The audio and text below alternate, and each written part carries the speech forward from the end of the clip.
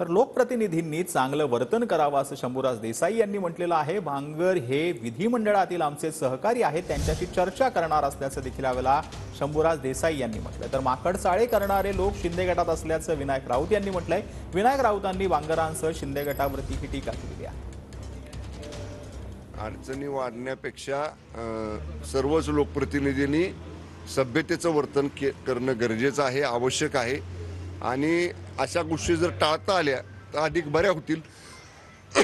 निश्चितपणे विधिमंडळातले आमचे सहकारी आहेत संतोष बांगर साहेब, त्यांच्याशी मी चर्चा करेन आणि अशा गोष्टी टाळल्या पाहिजेत किंवा न केल्या पाहिजेत अशा बाबतीत त्यांना मी निश्चितपणाने सांगेन।